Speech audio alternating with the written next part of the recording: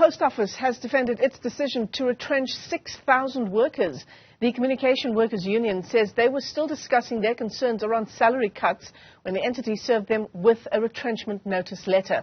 Now, the Post Office suffered a 2.3 billion rand loss in 2020-21 and says it's facing several financial challenges. Let's unpack this further. We're joined by the Post Office CEO herself. Nomkhita joins us via our video link this morning. Nomkhita, thanks very much indeed for coming on. How did it go from salary negotiations to an announcement of retrenchments? It actually hasn't gone that way. So what we have been doing over the last 20 months is engaging all our unions. We have 3 unions who organize at SAPO. So we have been engaging with everyone to say, guys, the situation is dire. It is getting worse because revenues are declining. The cost of employment is staying quite constant. In fact, in other areas, it increases. And because we're sitting at 68% cost of employment at SAPO, we did need to have conversations around how it is that we can reduce it. So as early as November last year, the first letter to notify the unions about the Section 189 plan was sent to them. This is not the first time we had been putting a number of issues on the table. It is correct to say that we were at the time also negotiating to say, instead of, outright retrenchments, it might be useful for us to introduce what we called a 3-day work week, meaning that we would pay people for 60% of the time. And at the time, that was also negotiations on the table. But as we then, the board said to us, let's look at a number of other options. We then approached the likes of Productivity SA with what they could help us with, but we also approached the CCMA and we told them this is the plan and this is what we are engaged in. The CCMA's view was you will inevitably get to Section 189. So rather get the Section 189 to be the umbrella upon which or under which you are engaging with the unions, and let the 3-day work week be part of the options, because some of your employees might say, I would rather not be retrenched, but I'd rather work 3 days because in the manner that we were introducing it, there was no choice. So we are still very much in those options. We are still very much talking about it, but we also know that for us to get to the end result, it will take us at least 90 days for us to get to that point. So it was important that the formal notification was sent through. So it was not the first time. Yeah. I mean, Nomkhita, the bottom line is, and there are several news articles alluding to exactly this. This is just the latest in a losing streak for SAPO, isn't it? It's been many, many years in the making. The Communications Workers Union took SAPO to court. It was in 2022, just at the beginning of last year, over non-payment of pensions and medical aids. Just before that, several post office branches were being closed. The big question, I suppose, is what is the future of this organization that plays such a vital role in South African society? Yeah, so the future of the post office is actually very bright. But the future of the post office is the post office of tomorrow, not the one that we are all accustomed to.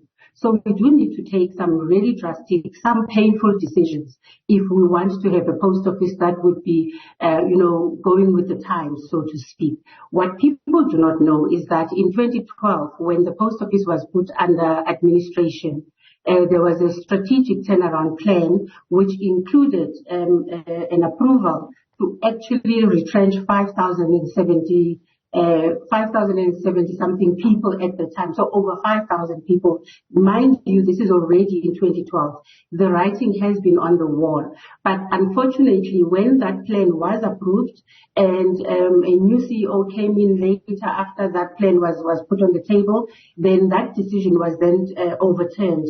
I'm told that it was because the idea was to grow the business, and therefore the view was, why would you want to get rid of people if you still want to grow the business? But unfortunately, the growing the business kind of plan didn't materialize, and we are still left with those people who are still here. So this really is an old problem, and if we do not do anything about it now, it really is not going to help anyone.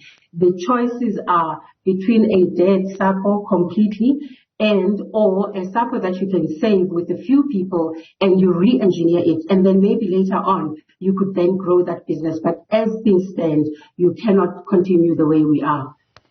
So what does this post office of tomorrow look like? Of course, it will be minus 6,000 workers. It will be minus 6,000 workers at this point. But the post office of tomorrow is a post office that focuses on logistics and warehousing. We already have that infrastructure that we can support that. The post office of tomorrow also talks to digitization and modernization, because as everybody knows, our systems are still archaic and they're not helping anyone. So we do need to move with the times and digitize.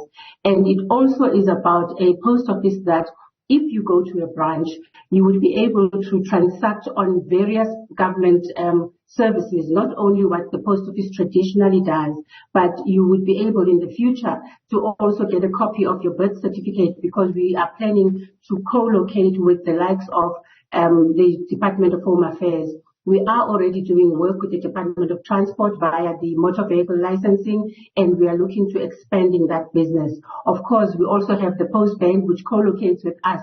But also, when we look at a new post office of tomorrow, we're looking at a post office that will have even kiosks so that you can help yourself in terms of the digital world.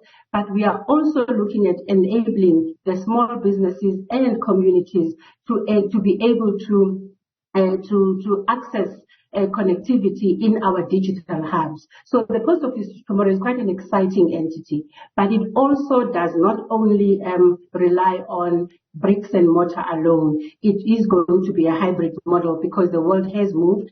There are people who would like to have the services at the comfort of their homes, and that's why we are coming up with an app called the post office, the SAPO in your pocket, so that you can transact, etc. So it's quite an exciting business plan that we have, but we do need to cut the cost to get to that level. And you need to cut costs on the one hand, and you need a cash injection on the other hand. How much money is this going to cost, and over what kind of time frame are we talking? Yes, it is correct that as we cut costs, because all of us know that you will never, in any business, you will never cut costs towards prosperity. So the cost is about containing costs and making sure that you are a low-cost driver as much as you can. But the key thing is what you just said, Michelle. You need new revenue coming in so that you can get the business going. So we require funding for us to implement our strategy. So if you look at the debts that, historically SAPO owes to all our creditors, we're looking at 5.3 billion plus 3.2 that we owe to the Post Bank. So altogether, you could say that's 8.5 billion. So as we even start to get off and try to move with the new strategy, we are hamstrung with all this debt that is shackling us, which is why we are suggesting that perhaps we should be assisted at least to be able to, one, implement part of the strategy, because we do know once we implement the strategy, we should be able to be self-sufficient in the long term. The thing that actually hamstrings us now is the historical debt. The Communications Workers Union, Nomkhita, is calling this a bombshell that's been dropped on their doorsteps, and one can understand certainly from the perspective of workers. What is the next interaction that the Post Office will be having with that union and with workers as this goes ahead? For the last 20 months, at least, which I can talk about because I was at the Post Office since then, we have been engaging unions at every turn. In fact, we've decided to say to them, we want you to know what we know as management. Here are the numbers. This is what we look like. Now, we always have to look at alternatives. What is the best way to deal with this? So we have had a number of engagements with them. It is not correct that this was a bombshell that was dropped suddenly. We have even written to the unions in November 2022 a notice of intention to institute or implement a Section 189, which is the retrenchment as per the LRA. So we then, now the letter that they are referring to is the formal letter that also includes the form to the CCMA, because we have also gone to the CCMA to say to them, this is the plan that we need to do, what can we do? So we will continue engaging all our unions. We have 3 unions, organizing in SAPO. We will continue. The door is still open. We are also looking at alternatives because we are aware, Michelle, that our economy is not creating jobs at a fast pace. But we also equally know that if SAPO doesn't cut employment costs, there is no future for anyone at SAPO.